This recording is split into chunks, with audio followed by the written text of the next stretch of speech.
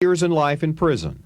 Among them, 19-year-old Aaron Pruitt, who supplied deadly heroin to overdose victims 19-year-old Wes Scott and 16-year-old Aaron Baker, and 20-year-old Steve Tillman, who supplied heroin to 19-year-old overdose victim Rob Hill at a college going-away party. The U.S. Attorney says the new hire will try to make it so painful for heroin dealers that they will simply move out of North Texas. But the heroin problem will continue until the top cartel's drug kingpins are put out of business in Mexico and Colombia. And that's not likely to happen without international cooperation. Robert Riggs, Channel 8 News, Dallas. My name is Eli, and I'm an addict. 22-year-old Eli Lazakis mourned the loss of his second friend to heroin last April. Now the young man who was a beacon of hope for recovering addicts is dead of an overdose. 6 months ago at the funeral for James Gillum in Allen, Lazakis urged teenagers to kick heroin. I just want to let y'all know, everybody that's out there that's struggling with this problem, and it's a disease, and if you don't get help for your disease, you're going to die. For James Gillum's father, Tom, it's as if a second son has died. He says last week Lazakis was supporting a 16-year-old overdose victim to get clean. Well, we thought that he was on his way to being one of the success stories. If there was ever somebody that we wanted to be a poster child, it would have been Eli. Lazakis tried to help others by sharing his story in a News 8 Family First Town meeting last May. He said drugs were too easy to get and an empty refuge for a lack of self-esteem. Lazakis had nearly died from a heroin overdose. The thing is, you make that choice, and some people do, and one time is too many, you know, and you don't come back sometimes, and I'm very lucky that I have. Lazakis appeared to be saying and doing all the right things. He finished rehab, got a job, and started college. If Lazakis could kick heroin, then there was hope for others. It strikes terror into my heart. Nancy Griffin worries if her son will have the strength to resist heroin when he gets out of a drug treatment prison. We have to put something in place now. This has to become a #1 priority for us, to have somewhere that these kids can go and say, I'm really struggling. I don't know if I can make it. Be there for me. Lazakis was there for others. At the Family First meeting, his mother said she had never been so proud. Now family and friends are shocked at how quickly heroin took all of that away. Robert Riggs, Channel 8 News. Teenage drug addicts at the Daytop Residential Treatment Center in Dallas need at least half a year to try to break their addictions. A new managed care plan for state-funded facilities cuts the time for resocialization of their troubled lives to just 2 months. Drug counselors say managed care is likely to result in more drug relapses. The issue is those kids who need to be taken away from the environment, from the drug buddies, from the streets, those kids are going to be in a lot of trouble. My name is Eli, and I'm an addict. The heroin overdose death of 22-year-old Eli Lazakis underscores the need for long-term treatment. No matter what my mom had told me, or even seeing a friend die, or a couple friends, I still continued on. Lazakis appeared to be a role model for recovery at a News 8 Family First Town meeting last May. It's the rest of your life. You're fighting this disease. And when you let your guard down, there's a good chance that you're going to go right back to using drugs. Michelle Him knows the powerful attraction to heroin is always around the corner. She's been in recovery for years. The director of Daytop says it takes at least 2 months just to break through an addict's denial. It may take more than 6 months to learn a drug-free lifestyle. Drug addicts don't want to admit that they're powerless. That's not their worry. The first priority for them is to get high, you know. There's a 3-month waiting list for the 32 beds at Daytop. The managed care program shortens the stay to treat more people.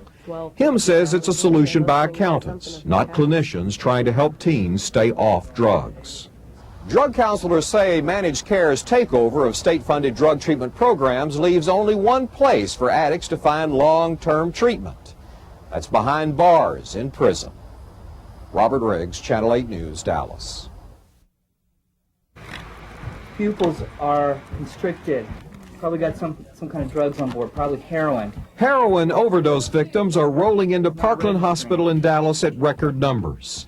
An emergency room doctor estimates they are treating 60 heroin overdoses a month. Let's go.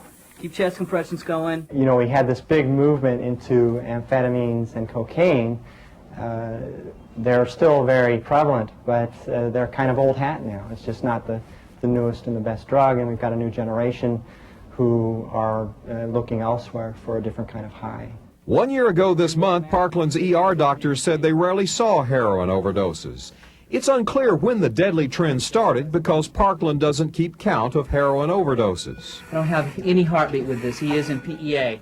Everything that I read and hear leads me to indicate that we underestimate the scope of the problem just by focusing on the deaths. There's a huge problem out there over and above the deaths. Now the Greater Dallas Council on Alcohol and Drug Abuse has counted 19 teenagers and young adults who died of heroin overdoses in the past 2 years.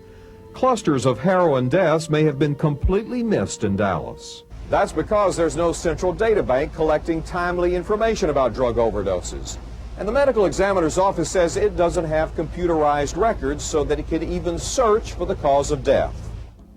I did not know that, as I said, our system was that antiquated that they couldn't. Dallas County Commissioner John Wiley Price says the medical examiner has spent 5 years trying to design a new system. Price says inner-city drug problems were neglected and allowed to spread to the suburbs. I mean, you can't build walls large enough to keep out that which you're running from. At some point in time, you're going to have to face the issue. It's just a matter of time. The medical examiner found opiates present in 194 death cases last year. It's a sign Dallas' heroin problems may have been dramatically underestimated. Robert Riggs, Channel 8 News, Dallas. This is News 8 at 6. I'm convinced that this area is being marketed by the drug cartel. Dallas now ranks 4th in the nation for heroin seizures. The growing epidemic of the drug tops our news. Good evening, everybody, and thank you for joining us. Tracy and Gloria are off tonight. Dallas has now joined the ranks of New York, Los Angeles, and Miami as a major hub for deadly heroin. In response, Texas lawmakers plan to attack the drug problem at the start of the 76th legislature in January. Channel 8's Robert Riggs this evening reports on how a legislative package proposed by Plano State Senator Florence Shapiro would affect parents and children. Last summer, Plano police had to use federal law to charge alleged drug dealers with supplying deadly heroin to 4 overdose victims. Officers were frustrated that no state law was on the books to hold drug dealers responsible for causing the deaths. Senate Bill 41, filed for the new session of the Texas legislature, sets up a drug death enhancement. It creates a game of Russian roulette for drug dealers who sell drugs that result in death. The penalty is increased at sentencing to a minimum of 15 years to a maximum of life in prison. We have seen such a tremendous rise in drug usage in the North Texas area. It didn't just happen by happenstance. It was very well thought through, and it is a marketing technique. Senator Florence Shapiro of Plano has introduced 4 major bills to attack the heroin epidemic in North Texas. A drug testing program at the Allen School District is the model for Senate Bill 42. Parents pay for random drug tests given by the district. Confidential results are provided only to the parents. Guys, I'm not getting a pulse. I'm losing I don't here. see much on the monitor. Hospitals currently are required to keep track of gunshot victims, but do not track drug overdoses. The absence of such information kept officials in Plano from becoming aware of the wide scale of its heroin problem for more than a year. Senate Bill 43 would require hospitals to report drug overdoses, related injuries and illnesses to an advanced warning network. Shapiro says it would help spot deadly trends. We can mark those trends, we can see what's happening, and then working together we could try to eliminate some of the problems early on instead of after the fact. Senate Bill 44 would change the age of consent for release from drug treatment. Even though parents are financially responsible and civilly liable for their children until they reach 18, current law permits teens 16 or older to check themselves out of treatment.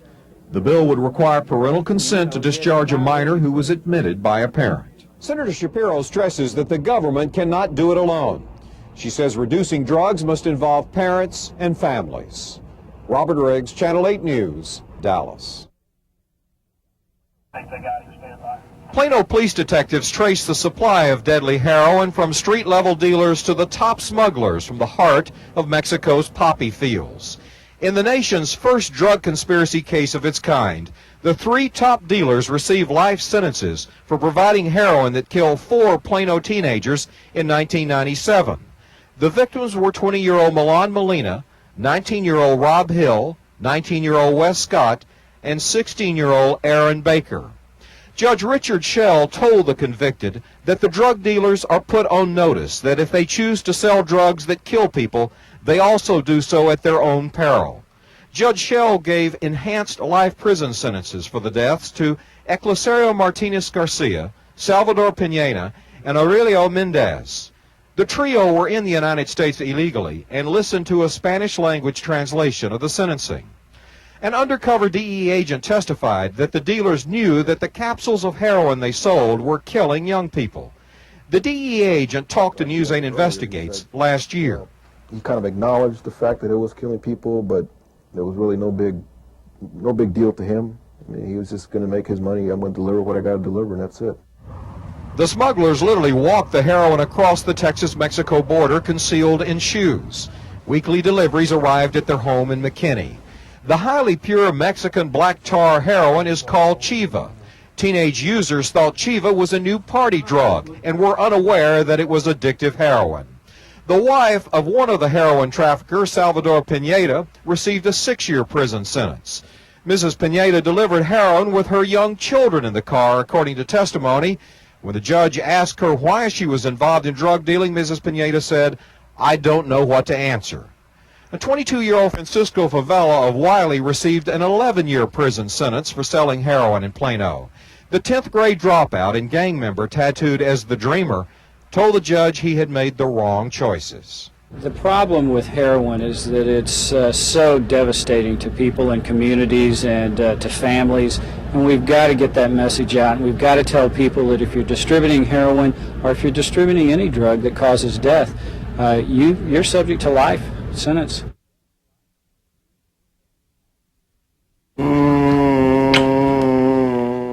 When we first met 18-year-old Jason Bland, he appeared hopelessly trapped in a speechless and paralyzed world. A heroin overdose left the Plano teenager brain damaged. I know. 2 years ago, it looked like Jason would spend the rest of his life in a nursing home. It would have been easier if your feet were back more. But his life has dramatically changed. Jason has turned 20 and is taking steps towards walking across the stage at high school graduation in May. He's a complete miracle. And he's completely determined, so that makes a lot of difference too. How did Jason go from near brain dead to learning to walk again? Tom and Linda Bland spend every waking hour outside of work at their son's side, pushing for his recovery. For example, this home video shows Jason wearing a pair of shop goggles rigged up to a laser pointer. A family friend who is an engineer made the device so Jason could point the letters of the alphabet to spell out words. If your child can't talk, you're the only person that can be their voice. The turning point in Jason's recovery came when his parents taught him to swallow again by licking suckers. Swallow. The ability to eat solid food gave him the strength for physical therapy.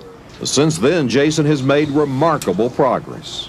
The two of you really do seem to have eternal hope about all of this. Faith. Faith. Strong faith. Stronger now. It's certainly been tested. There's days when you're very tired at the end of the day, and you just got to keep going. And then you see that smiling face of Jason, and it just perks you right up. Jason's physical therapist at Health South Plano Rehabilitation Hospital say his infectious smile encourages other patients. The therapy helps Jason retrain his brain to control his body. What you do this weekend? Jason communicates through a device that converts his typed sentences into a voice. Rented Toy Story and 2 more than I forgot. You forgot. Jason has become more independent. He rides a bus to Plano Senior High School. He is taking algebra and environmental science in regular classes. And he's learning to talk again. Is school hard? No. I heard you made the highest grade in the class in environmental science. Yeah. He's one of our positive role models. He's got kids helping him who probably would have never thought about helping another student. Police say Jason was a good kid who made the wrong choice when he used drugs. Jason urges other teens to learn from his mistakes. Don't do heroin. We always kid around and say God decided if we have to deal with this, that he's going to give us a very happy, cheerful person, because he could be a lot worse, you know, he could be terrible to live with. Jason goes into hysterics over the crazy antics of his golden retriever, Bob. It was laughter like this 2 years ago that gave the Blands their first clue that Jason's brain was still working. Jason likes to show off his collection of scale model cars and wants to get back behind the wheel of his pickup someday. Jason plans to go to college and wants to help people who are physically and mentally challenged. He has set a simple goal. Then I can bring smiles to all the people around me. When we first videotaped Jason 2 years ago, it appeared he had no idea who we were or what we were doing. Now Jason tells us he understood everything. He just could not express it. Jason's parents always believed their son would recover and that the worst medical opinions would be proven wrong. They thank God for giving Jason a new life. Robert Riggs, Channel 8 News, Plano.